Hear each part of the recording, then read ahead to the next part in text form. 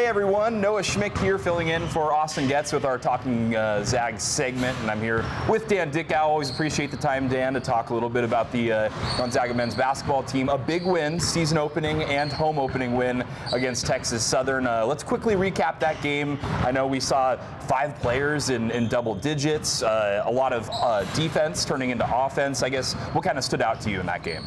Well, after that first maybe 6-7 minutes of the game where, I think they were playing with the pace that they wanted to play with, but not necessarily the execution or the spacing, I thought they were tremendous. I think a little bit might have been due to the fact that there was a discrepancy in the starting lineup. Tyon Grant-Foster wasn't supposed to start. Adam Miller was, but for some reason, Grant-Foster was written in the scorebook. And once it's written in and submitted, you kind of have to adhere to that protocol. And so I think that might have had things a little off-kilter to begin with. They missed some defensive assignments early on. Graham Ike missed a couple he normally makes, but again, after that first 6-7 minutes, they looked great. I mean, their defense showed the versatility that we've kind of been foreshadowing. Granted, it's game 1, but it shows you a little bit of what they can do defensively on the perimeter, forcing, I think Texas Southern was below 30% from the field overall.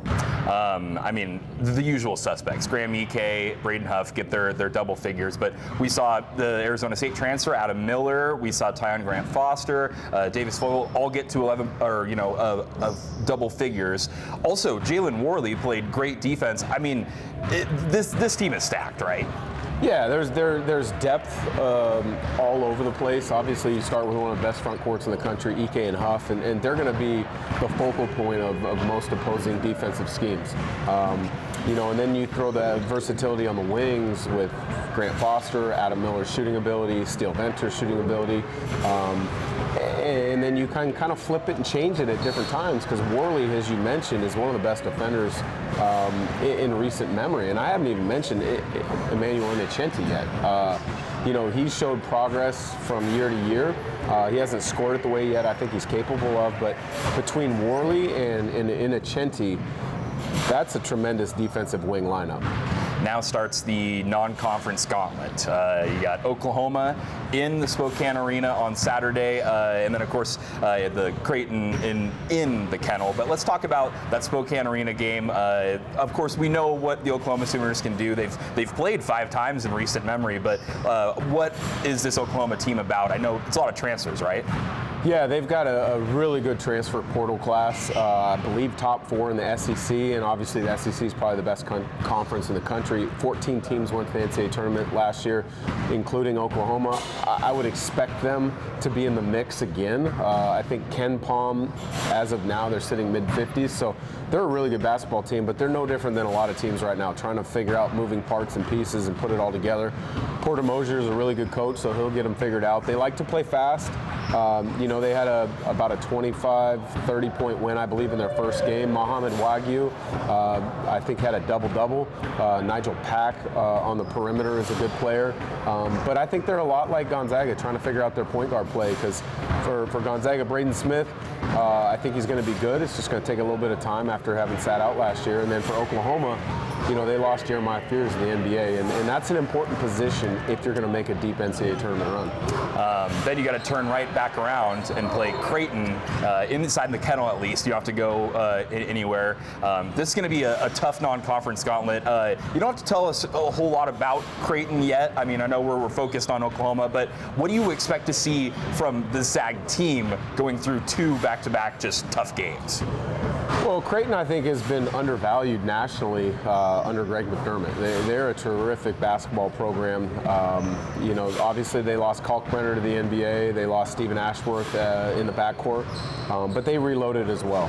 In their opening win, they had 5 guys in double figures. They had 19 from a player off the bench. So I think you're going to see a team that also likes to play fast-paced.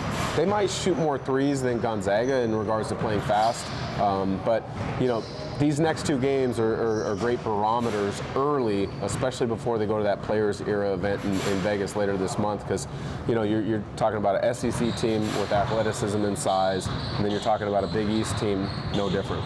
So, I mean, obviously something everybody knows, head coach Mark Few loves to load up that non-conference schedule, get you ready for West Coast Conference play as well as the postseason, but talk about this non-conference slate of games. I mean, compared to last year, compared to years previous, this is a daunting task. You even got to play the Oregon Ducks. I mean, that Players Area Championship. You got Maryland, Alabama, whoever else you get to play. This is a gauntlet, right? Yeah, this is probably the best non-conference that I can quickly think of, that Gonzaga, and they always play a difficult non-conference to get them ready for WCC, make sure their net ranking is where it could potentially be at the end of the year.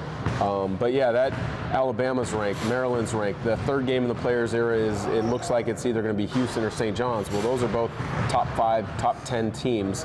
Oregon and UCLA that you mentioned, and on the road, granted it's in Nashville against Kentucky, who's top 10-ish. So they're going to have a lot of opportunities. You know, some Zag fans might be disappointed with a couple losses, but tell you what, this non-conference is going to prepare them to be able to maximize their potential. Well, shoot, we're excited. I'm sure the next time we talk, there'll be a whole lot more to talk about for sure. But always appreciate your insight, Dan, and thanks so much. And we'll see everyone next week.